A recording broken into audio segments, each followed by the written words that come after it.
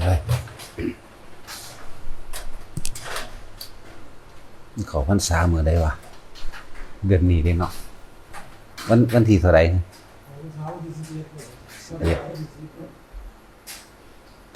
มื้อนี้วันที่3เอาอีก7 มื้อ พวกสิบวชกะใจเย็นๆเด้อจังได้ก็ตั้งใจไว้แล้วบ่ต้องใจห่อนใจด่วนว่านั่นนี่ครับจังได้เขาก็ตั้งใจไว้แล้วอย่างน้อยๆแต่มันได้จัก 3-4 เดือนมั้ยบ่ได้ 3-4 มื้อเด้ มันจะคิดฮอดบ้านหรือบ่พวกนั้น คิดฮอดบ้านสิไปเป็นเดรัจฉานเด้อ ตัดถิ่นเบิดตัวมันได้มาแล้วก็ดี จะไปคิดถึงคำว่าตัดถิ่นอยู่กับหูดังเจ้าของนั้นพวกเฮาบ่ต้องน้อยใจดอกว่าเกิดบ่ทันพระพุทธเจ้าพระพุทธเจ้าโดยก่อนเพิ่นสิตายเพิ่นก็ยังบอกไว้อยู่ธรรมหมายถึงความจริงแลวินัยนั่นแหละจะเป็นตัวแทนเราศาสดาตถาคตก็คือพระธรรมแลวินัยคือพระพุทธเจ้ายังอยู่อันนั้นมันเนื้อหนังมังสาคือกันกับเฮานั่นแหละเนื้อหนังมังสามันก็ตายเป็นคือกันกับเฮานั่นแหละบอกว่าบ่ต้องไปน้อยใจว่าบ่มีวาสนาเกิดว่าท่านพระพุทธเจ้าท่านพระพุทธเจ้ากับพระธรรมคืออันเดียวกันคำสอนของเพิ่นที่เพิ่นแสดงไว้อันนั้นแหละเรียกว่าพระพุทธเจ้าก็ดีบ่แม่นร่างกายเป็นธาตุ4ขันธ์5คือเฮานี่แหละเจ็บปวดป่วยหิวร้อนหนาวคือกันยุ่งกับกัดเข่าคือกันเด้ บ่แม่นว่ายุ่งบ่กัดเพิ่นกัดนั่นแหละ มันก็ร้อนคือกันหิวคือกันหนาวเหมือนกันกับเฮานั่นแหละพระพุทธเจ้าคือพระธรรมและวินัยเด้อและศาสดาเฮาเดินตามพระศาสดาก็เดินตามพระธรรมและวินัยบางคนในสมัยเก่าก่อนพุทธกาลว่าได้เกิดร่วมสมัยขณะที่ตอนพระพุทธเจ้ามีชีวิตอยู่ก็สร้างบางคนบ่เห็นพระพุทธเจ้าจักเทื่อบรรลุอนาคามีอย่างเช่นจิตตคฤหบดีจิตตคฤหบดีนั่นบรรลุพระอนาคามีโดยบ่ได้เห็นพระพุทธเจ้าแต่ว่าได้ยินได้ฟังธรรมจากภาษาวกนี่แหละน้อมคิดไปกับบรรลุพระอนาคามีจนบุญละนานวันเวลานานแบบเกิดอยากทำบุญก็เลยรวบรวมบริวารหมู่พวกทั้งหลายเดินทางไปว่าในกระบวนแห่ของเพิ่น 3,000 กว่าคนอยากเห็นพระพุทธเจ้าตั้งใจเดินทางไปเป็นเดือนกว่าพุ่นเด้ร้อยกว่ากิโลในการเดินทางเพิ่นนั่นแหละแต่เฮาตัดเอาตรงที่ว่าเพิ่นก็บ่เห็นพระพุทธเจ้าจักเทื่อเพิ่นก็คือบรรลุได้ก็เพราะเพิ่นฟังธรรมจากสาวกนั่นแหละเพราะว่าธรรมะความจริงมันเป็นอันเดียวกันผู้ใดกระทำตามปฏิบัติตามใดน้อมจิตเข้าไปตามใดก็เห็นอันเดียวกันทั้งที่อยู่ต่อหน้าพระพุทธเจ้าก็สร้างบ่อยู่ต่อหน้าก็สร้างแม้ครั้งปัจจุบันสมัยนี้เฮาบ่ได้อยู่ต่อหน้าเนื้อหนังมังสารูปกายของเพิ่นก็ตามได้เหมือนกันนั่นแหละอีกผู้นึงก็บ่เห็นพุทธเจ้าดอกได้ยินเขาฟังว่านะโมตัสสะบูชาด้วยคำว่านะโมตัสสะพอได้ยินคำว่าอิติปิโสภะคะวากับสวดแต่อิติปิโสภะคะวานั่นแหละเอาผ้ากาสาวพัดไปห่มต่อไม้ไว้แล้วทำนิมิตหมายว่านี่คือพระพุทธเจ้าก็สวดมนต์ทำวัดอยู่จังซั่นศรัทธามันเต็มที่มันตั้งมั่นมันเกิดกำลังกล้าปัญญามันก็เห็นตามความเป็นจริงหลายอย่างวิริยะคือความเพียรของเพิ่นก็มีอยู่แล้วมื้อนึงจิตสงบปึ๊บลงเลยได้นิมิตว่าพระพุทธเจ้าไปสอนอยู่ต่อหน้าต่อตาบรรลุอรหันต์นั่นบรรลุอรหันต์ในนิมิตจังซี่ก็มีฉะนั้นพวกเฮาบ่ต้องน้อยใจดอกเฮาบ่ทันก็สร้างเฮาก็เห็นได้คือกันนั่นแหละอันรูปร่างกายเพิ่นนั่นแหละผู้ใดมีจิตตั้งมั่นพุทธานิมิตที่เพิ่นทำพุทธาธิษฐานไว้ก็เห็นได้คือกันนั่นแหละสิจริงหรือบ่จริงก็สร้างผู้ใดไปเห็นแล้วก็สิเกิดในตัวเองนั่นแหละก็สิเกิดหลายๆอย่างที่บ่อาจสามารถ นำความรู้สึกในขณะที่เห็นที่หูได้ออกมาอธิบายเป็นภาษาใดก็แล้วกันนามันบ่จักคำสิเบามันมีแต่เทียบเคียงเอาซื่อเด้ถึงว่าพวกเฮาบ่ต้องน้อยใจว่าบ่ทันพระพุทธเจ้า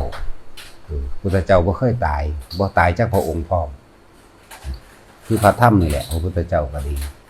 นั่นแหละที่ว่าอมตะธรรมอมตะธรรมธรรมบ่ตายอนิจจังทุกขังอนัตตานี่ก็คือธรรมสิ่งใดเกิดสิ่งนี้ดับนั่นแหละคือธรรมสัตว์โลกทั้งหลายมีความเกิดเป็นธรรมดาแก่เป็นธรรมดาเจ็บปวดป่วยเป็นธรรมดาพัดพรากจากสิ่งที่รัก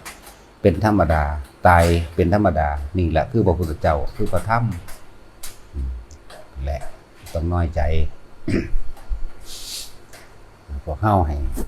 ศรัทธาก็คือให้ศรัทธาธรรมเด้บ่ได้มาให้ศรัทธาบุคคลเด้อ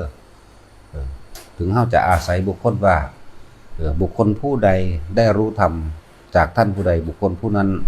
ย่อมเป็นคนสูงสุดของเขาคำว่าสูงสุดเขาก็ยกบูชาไว้ในฐานะอันเป็นครูเป็นอาจารย์แต่ว่าในศรัทธาให้ตั้งมั่นโดยความเชื่อมั่นในธรรมคำสอนเชื่อมั่นในมรรคมีองค์8สัมมาทิฏฐิมีความเห็นถูกต้องตามความเป็นจริงตามธรรมชาติของมัน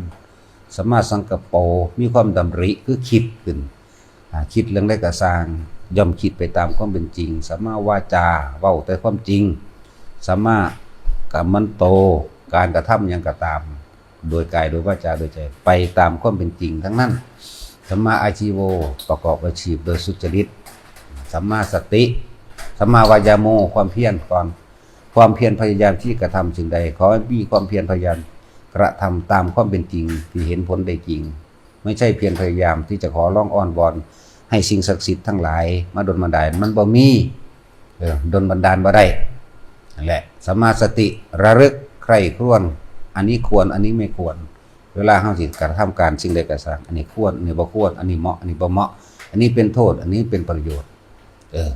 คือว่าเฮาช่วยเหลือคนผ่านสันดานหยาบคนเห็นแก่ตัวคนขี้ขลาดหลักอยู่เลยหรือเห็นแก่ตัว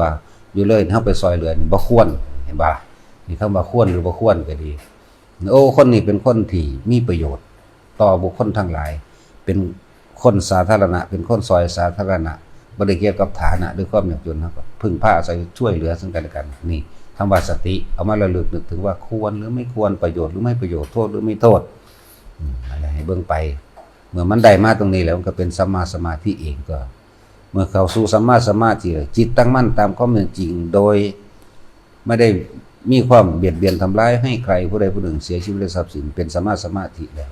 เมื่อเข้าสู่สัมมาสมาธิจิตมันตั้งมั่นดีแล้วมันก็เป็นสัมมาวิมุตติต่างๆน้อมเข้าไปสู่ความหลุดพ้นแหละว่าบ่ต้องน้อยใจถ้าจะศรัทธาขอให้ศรัทธาคำสอนเพิ่นยกตัวอย่างเช่นถ้าเฮาคิดบ่ออกให้ศรัทธาเชื่อมั่นในธรรมจักรปวัตตนสูตรร่วมอยู่ในนี่หัวใจเดียวนี่จบเบิดล่ะเฮาทำตามธรรมจักรอันเดียวนี่ก็บรรลุแล้วเด้จังซั่นแล้วแม้ความเกิดเป็นทุกข์ความแก่เป็นทุกข์นี่มันล่ะจังซั่นตัวสาเหตุแห่งทุกข์คือความอยากแน่มันก็บอกเอาง่ายๆนึงมั้ยถ้าผู้ใดดับทุกข์ได้แปลว่านิโรธก็บ่กลับมาเกิดอีกแล้วก็การใช้ชีวิตในขณะที่ดับทุกข์ไปได้แล้วหรือว่าท่านดับก็ช่างบัดมักมีองค์8นี่ก็ลงมองนี่ปฏิจจสมุปบาทแปลว่าเพราะสิ่งนี้มีสิ่งนี้จึงมีเพราะมีความคิดเกิดขึ้นเพราะมีความตรึกความตรองความนึกความคิดในความอยากได้อยากดีอยากได้บุคคลคนหนึ่งมาเป็นเจ้าของคือผู้หญิงผู้ชายอยากได้กันนั่นแหละคิดใครควรตึกตรองนั่นแหละสาเหตุทุกขณะที่คิดใครควรตึกตรองนั่นแหละแต่เฮาไปหยุดความคิดได้แล้วมันก็ดับปึ๊บกันตัวนั่นแหละปฏิจจสมุปบาทผู้ใดเข้าใจ สาเหตุและเหตุและปัจจัยเครื่องประกอบของภาษาเฮาเหตุและปัจจัยเครื่องปรุงแต่งทั้งหลายให้สัตว์ทั้งหลายเวียนว่ายตายเกิดคืออันเกิดจากความคิดในความอยากได้นั่นจะเป็นนี่นั่นเองเครื่องประกอบทั้งหลายมันจะมีเครื่องอันเป็นประกอบอันนี้โดยประกอบว่าอยากได้บ้านจักหลังอยากได้บ้านจักหลังหนึ่งโอ้งามแท้เฮือนหลังนั้นมันมีตัวอย่างให้ไปคิดถึงละแล้วก็นึกคิดปรุงแต่งไปแบบว่าเอานั้นอันนี้เฮ็ดนั่นประกอบกันเข้ามันเป็นไปได้ดังใจที่สิของจักให้มันเป็นนั่นแหละ สาเหตุถูกคิดอยู่หั่นแหละเริ่นว่าปฏิจจสมุปบาทเหตุและปัจจัยทั้งหลายให้สัตว์ทั้งหลายเวียนว่ายแต่เกิดหาที่สุดที่ประมาณไม่ได้แต่เฮารู้เหตุมันแล้วเฮาก็ดับที่เหตุก็คือคิดเหตุก็คือจิตเนี่ยหยุดตรงนี้วิธีมันเพิ่นก็สอนได้เลยอานาปานสติเป็นผู้มีความระลึกรู้สึกอยู่กับลมหายใจเข้าและหายใจออกอยู่ในรูจมูกนะนี่แปลว่าจังสี่อานาปานสติเด้ออยู่ในรูจมูกเย็นเข้าออกเย็นเข้าออกอยู่แค่นี้แหละแล้วก็จะเกิดเวทนาคือความรู้สึกบานี้ถ้าจะมีปัญญาก็เรียกว่าเวทนาความรู้สึกทั้งนอกเขาคือกายเขาเดี๋ยวก็นั่งขั้นนั่นขั้นนี่ปวดหลังปวดเอวงอกๆแงกๆนั่นแหละโอ้ถ้าเปลี่ยนท่ามันเศร้าปวดมันก็บ่เที่ยงกันตัวเวทนาก็ดีเวทนานอกก็บ่เที่ยงด้วยกันอันนี้เวทนาในคือความบ่พอใจกับมันแต่เฮาเปลี่ยนได้แล้วมันก็บ่เที่ยงคือกันทั้งตัวความรู้สึกหรือความพอใจบ่พอใจนั่นแหละจึงบอกแต่คนเวลาเฮานั่งสมาธิเฮ็ดจังใดสิข้ามเวทนาใดเปลี่ยนท่าพลิกขิ้งตอนมันบ่พอใจเด้นั่นน่ะมันคือเจ็บหยังแท้นี่นะถ้าพลิกขิ้งแล้วมันก็เศร้าแล้วแน่ขนาดอารมณ์มันก็ยังบ่เที่ยงเนาะเห็นบ่ล่ะพอใจมั่งบ่พอใจมั่งมันก็ยังบ่อยู่มันบ่แส่อยู่สั่นมันบ่สามารถอยู่ในความพอใจได้ตลอด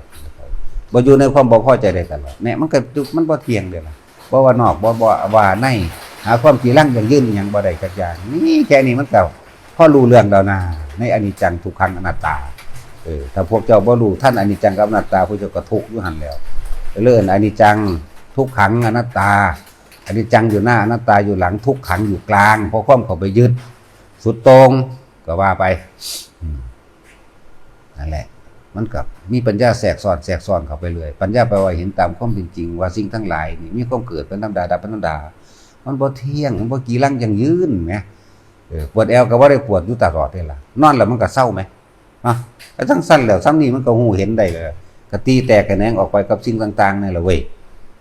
เปรียบเทียบเอาง่ายๆเพราะแห้งแล้วนั่นแหละอานาปานสติเป็นผู้มีความรู้สึกในลมหายใจเข้าออกในรูจมูกอย่าเลยเข้าไปลงไปหาในท้องหรอกเอาแค่อยู่ในโพรงจมูกเข้าเองนี่เข้าออกอยู่นี่มันสิไปใสเลยความคิดมันบ่ไปมันก็ดับเหตุคือการคิดถึงวัตถุบุคคลสัตว์สิ่งของนั่นเองดับเหตุแล้วเด้อยู่แค่นี้นึงเด้ล่ะผู้ใดตายในหูดังใดมันก็ไปนิพพานทั้งตัวนั่นแหละอันนี้สงแห่งความมีความรู้สึกอยู่ในลมหายใจเข้าออกถ้าบ่ได้อรหันต์ในขณะมีชีวิตอยู่ก็ได้บาดสิตายใจขาดพอดีเลยกับใดถ้าบ่ได้ตอนใจขาดพอดีเลยกับใดอรหันต์นั่นก็ได้เป็นอนาคามีพุ่นน่ะแปลว่าผู้บ่กลับมาเกิดอีกแล้วนั่นก็เฮ็ดอยู่ซ้ำนี้เนิ่งสิไปเฮ็ดอีหยังมากมายสิรู้หยังเห็นหยังคือเพิ่นเว้าเพิ่นว่ามาเพิ่นแค่เว้าประสบการณ์ให้ฟังเห็นนั่นเห็นจริงแต่มันบ่จริงดอกมันบ่นำเอามาให้พวกผู้ใดเห็นนำใดนี่คือหลวงพ่อเว้าเรื่องเมื่อคืนก็เว้าเรื่องเห็นว่าพุทธเจ้าเนี่ยก็บ่ไปจับเพิ่นมาให้เฮาเบิ่งได้เลยล่ะมีแต่วาดรูปซื่อๆอันนั้นแหละทั้งว่าเฮ็ดไปเถอะบ่ต้องไปน้อยใจดอกถ้าจะศรัทธาเด้อให้ศรัทธาประกอบด้วยปัญญาคือการเห็นตามความเป็นจริงศรัทธาเนี่ยให้ศรัทธาตั้งมั่นไว้กับคำสอนของเพิ่นเชื่อมั่นในธรรมจักรปวัตตนสูตรเชื่อมั่นในอริยสัจสี่ความจริงอันประเสริฐซึ่งผู้เบียดเบียนได้นำมากล่าวแล้วตามความเป็นจริงได้อริยสัจอริยะแปลว่าผู้ไม่เบียดเบียนสัจแปลว่าความจริงสี่ว่าความจริง4ประการที่บุคคลผู้ไม่เบียดเบียนผู้อื่นได้รู้แจ้งเห็นจริงตามความจริงแล้วมากล่าวนี่อริยสัจสี่แปลภาษาเฮาง่ายๆนี่แปลว่าจังซี่เฮ็ดแต่นำอริยสัจสี่มันสิไปใส่ดนนั่นแหละถึงบอกว่านิพพานอยู่ในหูดังบ่ได้อยู่นำพระอาจารย์องค์นั้นองค์นี้บ่ได้อยู่นำสำนักนั้นนี่บ่ได้อยู่นำคนที่ตายไปแล้วคือพระพุทธเจ้าเป็นต้นพระสาวกในครั้งพุทธกาลจนถึงพระสาวกในครั้งเดี๋ยวนี้ที่เฮาพอได้ท่านเพิ่นแน่หลวงปู่หมั่นหลวงปู่เสาหลวงปู่บัวมื้อนี้พอเฮาได้เห็นแน่เนี่ยเพิ่นบ่ได้เอาไปนำเด้ขึ้นอยู่กับเฮาบ่เข้าไปหามันเองเข้าใจว่าล่ะจึงบอกว่านิพพานมันบ่ได้อยู่นำคนตายเด้แล้วก็บ่อยู่นำคนท่านได้เกิดผู้ใดก็จดจ่อว่าขอให้ พบเมืองแก้วเขาให้แค่วบ่วงมารให้พบปราสีอ่านสั่นหรือจังคนไปเกิดอยู่ทางใดบ่ทันรู้จักอยู่ก็สิไปล่อหยังกับผู้บ่ทันได้เกิดมันอยู่ในปัจจุบันขณะรู้ลมเข้ารู้ลมออกนี้มันอยู่หม่องนี้นึงเข้าใจว่าล่ะรู้สึกลมเย็นเข้าในโพรงจมูกแล้วก็ออกในโพรงจมูกเท่านี้นั่นแหละเพราะ